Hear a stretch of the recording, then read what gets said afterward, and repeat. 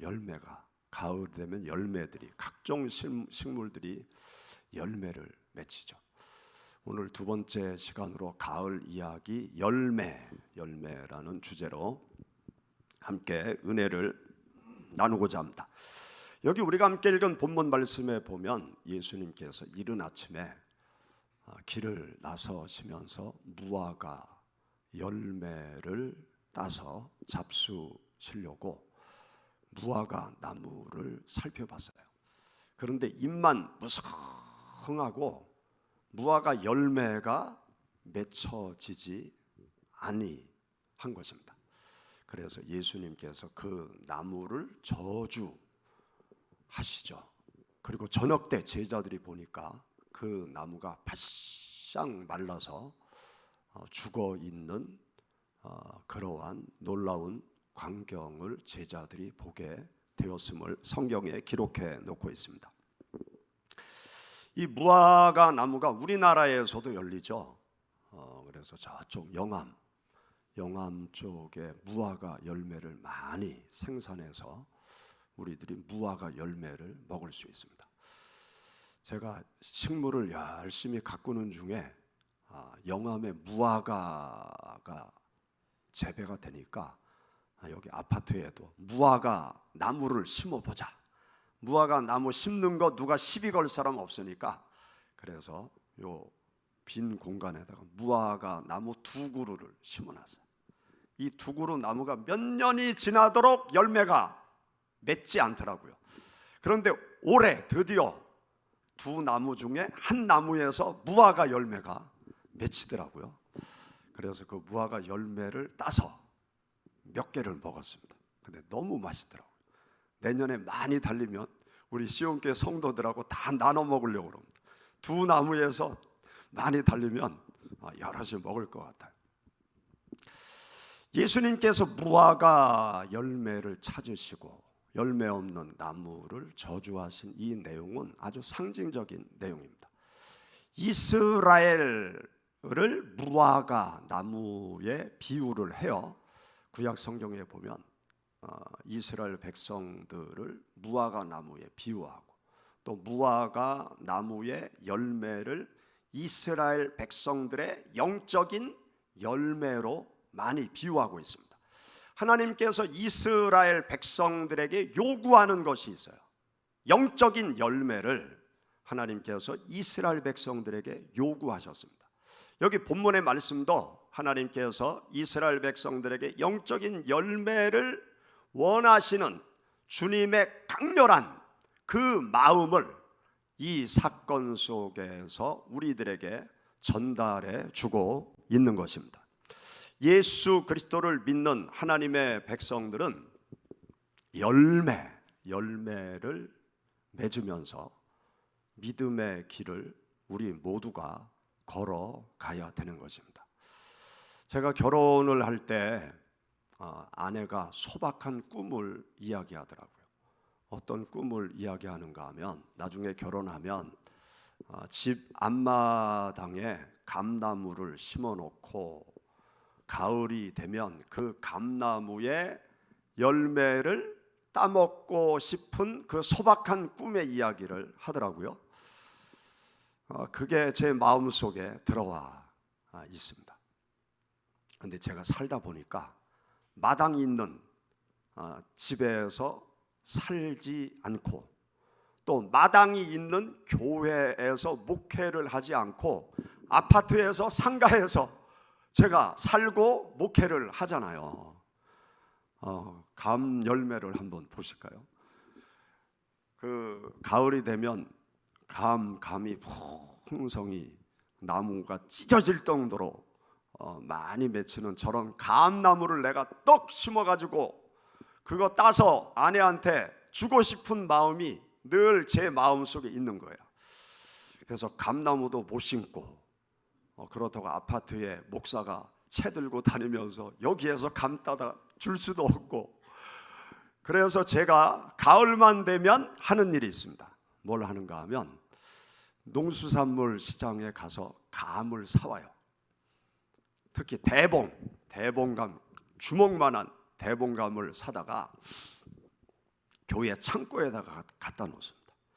이게 1급 비밀인데, 지금도 창고에 대봉감이 있는데 제가 창고에다가 대봉감 큰 박스를 사다가 거기다 탁 갖다 놔요. 그리고 대봉감을 잘 알잖아요. 대봉감을 창고에 시원한데 가만히 두면 이게 하나하나 아주 딱딱한 대봉감이 말랑해져요. 그러면 말랑해지는 감을 잘 꺼내서 냉장고 신선 칸에다가 잘 모셔놔요. 그러면 아주 시원하게 먹기 좋은 감이 되어집니다. 지금 하늘마루 냉장고에도 제가 갖다 놓은 홍시가 된 감이 하나 있어요. 또 저 아래 창고에 큰 박스에 감이 지금 많이 담겨져 있습니다. 다 먹어가서 제가 또 한 박스 감 생산지에 주문을 했어요. 대봉감 한 박스 달라고. 그래서 곧 오면 또 창고에 또 제가 감을 갖다 놓을 겁니다. 원하는 분은 창고 문 열어서 아무나 드셔도 돼요. 비밀번호는 장훈 목사님한테 물어보세요. 거기 감이 수북히 쌓여 있습니다. 그런데 이 감을 보면은요, 제일 감 바깥에 무엇이 있죠? 감 껍질이 있어요. 감 껍질. 그 다음에 감 껍질 속에 무엇이 있죠? 속살이 있어요. 속살. 우리는 그 속살을 먹잖아요. 그리고 그 속살 속에 무엇이 있죠? 씨앗이 있어요. 씨앗. 그러니까 모든 열매의 공통점이에요. 모든 열매는 겉에 씨앗이 있고 그 안에 속살이 있고 그 안에 씨앗이 딱 담겨져 있어요. 그런데 이 감 껍질은 이 속살을 보호하기 위해서 감 껍질이 있는 거예요. 그리고 이 감이든지 다른 열매든지 속살이 있는 것은 이 씨앗을 위해서 있는 거예요. 씨앗에서 싹이 나오면 그 싹이 자라야 되잖아요. 싹이 자랄 때 영양분 역할을 하기 위해서 그 속살이 있는 거예요. 그리고 씨앗을 또 꺼내서 보면은요, 대부분의 씨앗은 겉에 아주 단단한 껍질로 탁 쌓여져 있어요. 코팅이 되어져 있어요. 그렇게 코팅이 되어져 있는 것은 여러 가지 작용을 하는 거죠.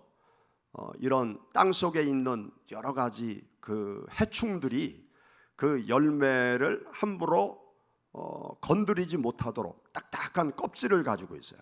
또 짐승들이 열매를 떡 먹으면 그 씨앗에 단단한 그 물질로 코팅이 되어져 있기 때문에 짐승이 먹으면 그게 위장에 들어가도 소화가 안 되는 거예요. 그래서 여러분들 씨앗을 먹으면, 죄송한 얘기인데 화장실 가면 씨앗 그냥 나오잖아요. 참외 씨앗 먹으면 그대로 그냥 나오잖아요. 이 식물들이 발이 없어요. 날개가 없어요. 그런데 멀리 퍼져야 되거든요. 그런데 멀리 퍼지려고 가만히 생각해 보니까 움직이는 동물들 몸속으로 들어가면 씨앗이 발이 없어도 움직이는 동물이 배설할 때 여기저기 다니면서 배설을 해가지고 이 식물들이 이동을 할 수 있는 거예요. 그래서 식물도 머리를 써가지고 사람 뱃속에, 짐승의 뱃속에 들어가도 자기 씨앗 속에 있는 생명이 전혀 손상가지 않도록 그렇게 아주 단단한 껍질 속에 생명이 쏙 들어가 있는 거예요. 신기하잖아요. 그래서 이 열매를 보면 가장 속에 있는 그 씨앗, 또 씨앗 속에 담겨져 있는 생명, 그 생명을 보호하기 위해서, 또 그 생명이 새로운 싹을 온전하게 내도록 하기 위해서, 또 씨앗 속에 있는 생명이 지구촌 곳곳으로 널리 퍼져갈 수 있도록 그 씨앗이라는 것이 기가 막히게 만들어져 있는 것입니다. 제가 늘 월요일 날 산에 간다고 그러잖아요.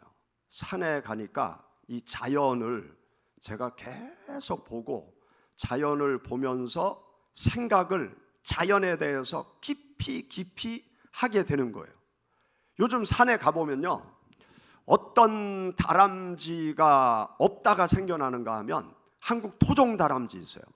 그 다람쥐 그러면 요만한 쥐만한 크기의 갈색 나는 다람쥐가 있고, 그리고 이 팔뚝만한 까만색의 털이 길게 나온 청설모 다람쥐가 있거든요. 근데 옛날에는, 제가 어릴 때는 토종 다람쥐가 많았었는데, 토종 다람쥐를 박정희 대통령 때 다 잡아다가 외국으로 수출을 한 거예요. 그러면서 씨가 말랐어요. 그러면서 청설모 다람쥐가 하여튼 전국에 판을 쳤어요. 산에 가면, 제가 젊을 때 산에 가면 시커먼 다람쥐 같은 게 막 나무를 타고 막 날아다니고 그랬거든요. 근데 요즘에 보면 청설모는 구경을 할 수가 없어요. 그리고 토종 다람쥐, 이 토종 다람쥐가 전국의 산 곳곳에 토종 다람쥐가 다시 나타나더라고요. 그런데 이 다람쥐가 무엇을 주로 먹이로 삼는가 하면, 무엇을 먹이로 삼아요? 우리가 흔히 말하는 도토리, 상수리나무 열매. 이 도토리가요, 우리나라 전국 산에 아주 너무너무나 많아요. 이 도토리나무, 상수리나무가 우리 한국의 각종 산에 다 있어요. 제가 한번 아내와 함께 어디 산을 갔는가 하면 주황산을 갔어요. 주황산에 가서 주황산을 가을쯤 한 바퀴 10월 그 공휴일 때 그 주황산을 한 바퀴 뺑 돌았어요. 그런데 사람들이 잘 안 가는 곳까지 아주 넓게 뺑 돌았어요.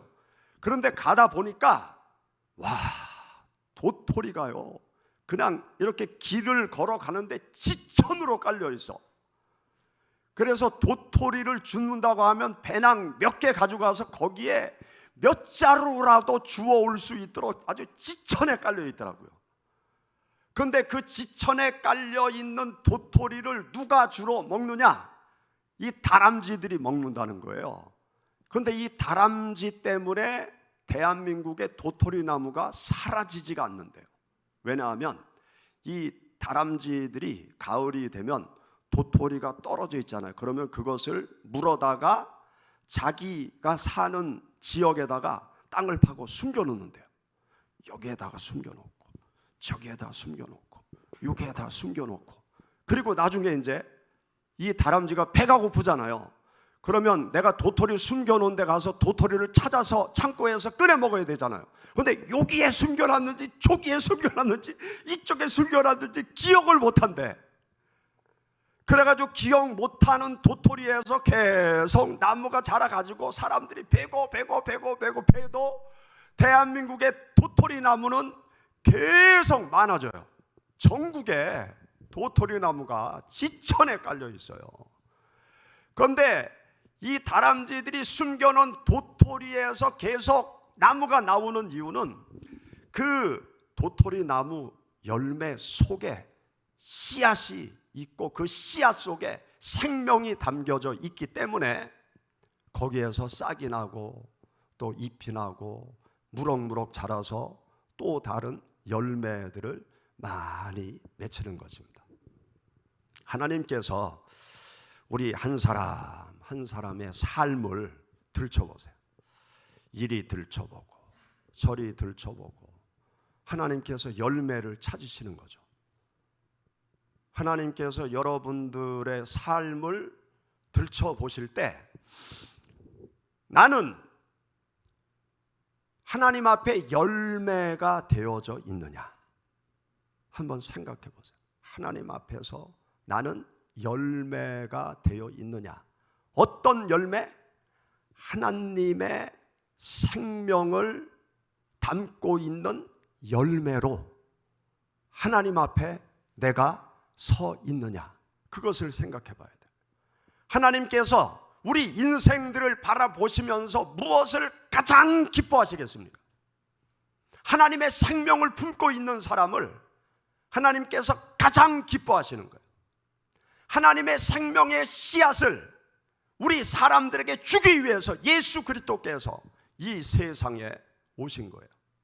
우리가 예수 그리스도를 마음속에 믿는다는 것은 영원한 생명, 예수 그리스도께서 주시는 영원한 생명을 내 삶 속에 품는 것임을 성경은 우리들에게 말씀해 주고 있어요. 여러분, 우리 성경 말씀 한번 찾아보시죠. 요한 1서 5장.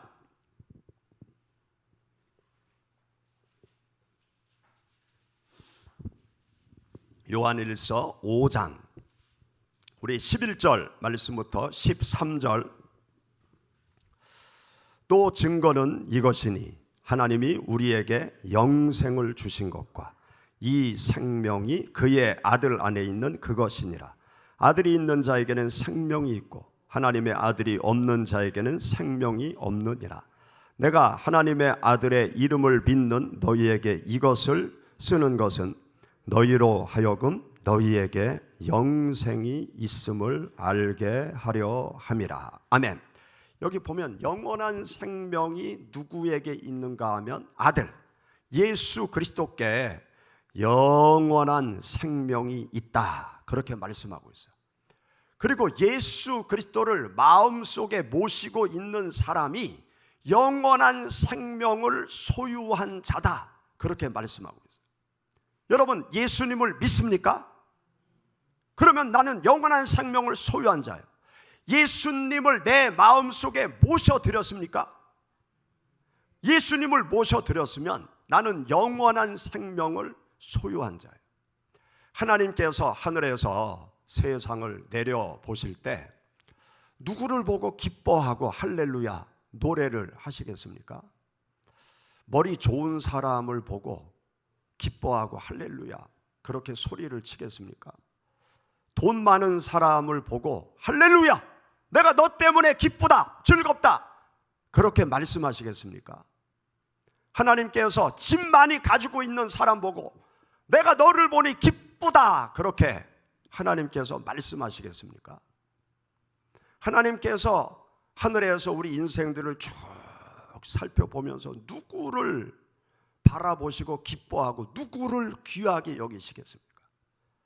예수 그리스도의 생명을 소유한 하나님의 아들을 보고 기뻐하고 즐거워하고 할렐루야 노래하는 하나님이 우리가 믿는 하나님이세요.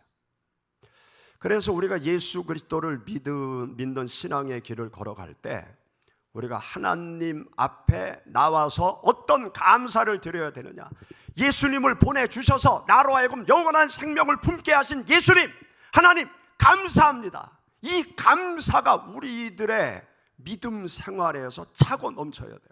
그래서 나를 구원해 주신 그 하나님께 감사드리고 나를 구원해 주신 하나님께 영광을 돌리고 나를 구원하신 그 하나님의 은혜가 감사해서 주님을 위해서 헌신하고 봉사하고 충성해가는 삶, 이 삶을 감사함으로 기쁘고 즐겁게 살아가는 것이 하나님을 가장 기쁘게 하는 거예요.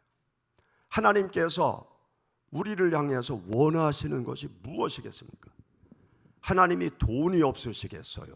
능력이 없으시겠어요? 하나님께서 사용할 일꾼들이 없겠어요? 이 세상에요 하나님이 쓰실 사람들이 너무나 많아요. 그런데 이 세상 많은 사람들 가운데 나에게 영원한 생명의 은혜 주신 것에 대해서 감사하고 하나님의 아들로 하나님 앞에 찾아나와서 나를 구원해 주신 하나님 감사합니다. 나에게 영원한 생명을 갖게 하신 하나님 감사합니다. 그러면서 하나님을 찬양하고 하나님을 높이고 하나님께로 가까이 나아가면 하나님께서 우리를 보시면서 얼마나 즐겁고 기뻐하시겠습니까? 우리 인생들이 하나님 앞에 드릴 수 있는 최고의 감사의 열매는 예수 그리스도를 믿고 하나님의 아들로 영원한 생명을 소유한 한 인간으로 하나님 앞에 서는 것, 그것이 하나님 앞에 영광 돌릴 최고의 감사의 나의 모습인 거예요. 그래서 늘 우리는 나를 구원하신 하나님 감사합니다. 내가 구원받은 하나님의 은혜에 감사하는 마음으로 내가 날마다 하나님 앞에 섭니다. 그러면서 우리가 하나님 앞으로 나아가야 될 것입니다. 그리고 이 열매 속에 담겨진 씨앗, 그 씨앗이 생명을 가지고 있는데, 생명이 없는 씨앗은 쭉정이라고 그러죠, 우리가.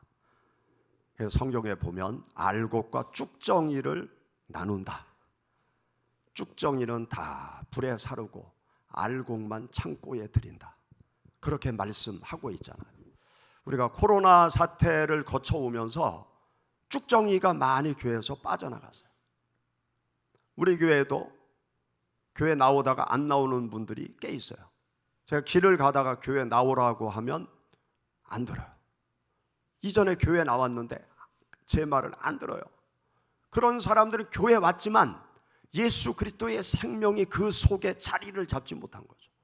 그러니까 쭉정이는 바람이 휙 불면 날아. 쭉정이는 그냥 어디론가 사라져 버리는 거예요. 우리가 믿음의 길을 걸어갈 때 여러 가지 어려운 풍랑들이 우리들에게 바람이, 고난이, 비바람이 막 몰아쳐요. 그때 쭉정이는 다 날아가는 거예요. 쭉정이는 다 날아가요. 그러나 알곡은 계속 주님의 몸된 교회 안에 머물러서 뿌리를 내리고 싹을 내고 또 다른 많은 열매를 맺혀가는 것이죠. 그래서 알곡된 우리들, 주님의 생명을 소유한 우리들이 또 해야 될 일이 있어요. 그게 무엇인가 하면, 이 씨앗은요, 씨앗 하나를 심잖아요. 씨앗 하나를 심으면 그 씨앗 하나에서 싹이 나와요. 그리고 나중에 꽃이 피고 거기에 열매가 맺혀요. 열매가 맺히면 하나 심으면 몇 개가 나올까요? 씨앗 하나를 심으면 씨앗 몇 개가 달릴까요? 성경에 나오잖아요. 30배, 60배, 100배의 열매를 맺느니라. 그러니까 하나의 씨앗을 심으면 30개의 씨앗이 맺히는 식물이 있고, 60개의 씨앗을 맺히는 열매가 있고, 100개의 열매를 맺히는 열매가 있다고. 그러니까 씨앗을 하나 심으면 거기서 30개, 60개, 100개가 나오는 거예요. 그 풍성한 열매가 맺히는 거죠. 그렇게 열매를 맺히니까 이 지구촌의 식물들이 사라지지가 않는 거예요. 사람들이 그 열매를 다 갖다 먹어도 씨가 안 마르는 거예요. 30개, 60개, 100개, 그 중에 하나만 살아남아도 30배, 60배, 100배가 열매를 맺히는 거거든요. 이 씨앗이 생명을 소유하고 그 다음에 어떤 역할을 하는가 하면 생명을 퍼뜨려요. 생명을 이어가는 역할을 하는 것이 이 씨앗이라는 것입니다. 예수 그리스도의 생명을 소유한 우리들이 30배, 60배, 100배의 생명의 씨앗을 계속 만들어 가야 돼요. 성경 말씀 보세요. 예수님께서 12명의 제자를 잘 키우시고 또 120명의 제자를 잘 키우고 마가의 다락방에서 하나님 앞에 열심히 기도하던 예수님의 제자들이 죽어가면서 예수 그리스도의 생명을 다른 사람들에게 또 다른 나라에 전파를 했잖아요. 그래서 2000년의 세월이 흘러가니까 주님의 복음의 씨앗이 전 세계 구석구석에 퍼졌잖아요. 그리고 수많은 사람들이 예수 그리스도의 생명을 품은 또 다른 생명의 열매들로 하나님 앞에 서 있잖아요. 우리들이 주님의 생명의 은혜를 품고 나서 우리가 어떤 일을 해야 되느냐? 주님의 생명의 씨앗을 퍼뜨리는 역할을 해야 돼요. 내 주위에 주님의 생명의 씨앗을 전달해서 예수 그리스도의 생명을 아직도 소유하지 못한 그 많은 사람들에게 예수 그리스도의 생명을 한 사람 한 사람에게 전달해서 여러분 주위에 많은 생명의 열매들이 풍성히 맺혀질 수 있도록 우리가 기도하고 예수 그리스도의 생명을 전하는 하나님의 사람들이 되어야 하는 것입니다. 우리 마지막으로 성경 말씀 한 곳 찾아보시죠. 유다서 1장.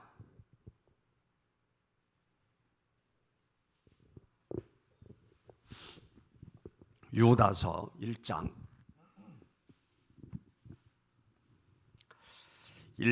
11절 11절 말씀부터 우리 13절, 유다서 1장 11절부터 같이 봉독하겠습니다. 화 있을진저 이 사람들이여 가인의 길에 행하였으며 삭슬 위하여 발람의 어그러진 길로 몰려갔으며 고라의 패역을 따라 멸망을 받았도다. 그들은 기탄 없이 너희와 함께 먹으니 너희의 애찬의 암초요 자기 몸만 기르는 목자요 바람에 불려가는 물 없는 구름이요 죽고 또 죽어 뿌리까지 뽑힌 열매 없는 가을 나무요. 여기 보면 죽고 죽어 뿌리까지 뽑힌 열매 없는 가을 나무라는 말씀이 있습니다. 제가 산에 등산을 하다 보면 뿌리가 뽑힌 나무들을 봐요. 뿌리가 완전히 뽑혀가지고 뿌리가 하늘을 보고 있어요. 뿌리가 하늘을 보니까 뿌리가 뽑힌 거 아니에요. 그러면 그 나무가 어떻게 될까요? 죽는 거죠. 뿌리가 뽑혔어. 그리고 가을이 돼요. 그러면 바싹 말라 죽어서 그 뿌리가 뽑힌 가을 나무에는 아무런 열매가 없는 거예요. 우리가 뿌리가 뽑힌 열매 없는 가을 나무가 되지 않기 위해서는 어떻게 해야 되느냐? 예수 그리스도께 나의 신앙의 뿌리를 깊이 박아야 돼요. 하나님의 말씀 속에 나의 신앙의 뿌리를 깊이 박아야 돼요. 내가 늘 주님 안에 거하는 하나님의 사람이 되어야 해요. 그래야 하나님께서 주시는 그 은혜로 말미암아 많은 열매를 맺고 영원한 생명도 유지해 갈 수 있는 거예요. 요한복음 15장 1절부터 5절 말씀 가운데 보면 나는 포도나무요 너희는 가지니 저가 내 안에 내가 저 안에 있으면 이 사람은 과실을 많이 맺나니 나를 떠나서는 너희가 아무것도 할 수 없습니다. 내가 늘 주님 안에 나의 신앙의 뿌리를 깊이 내리고 있어야 돼요. 여러분들이 늘 주님 안에 거하면서 주님께서 주시는 그 은혜로 말미암아서 매일의 삶 속에서 생명을 유지하시고 영원한 생명을 다른 많은 사람들에게 나누어 주면서 하나님께 영광 돌리면서 살아가시는 여러분들이 되시기를 축원합니다.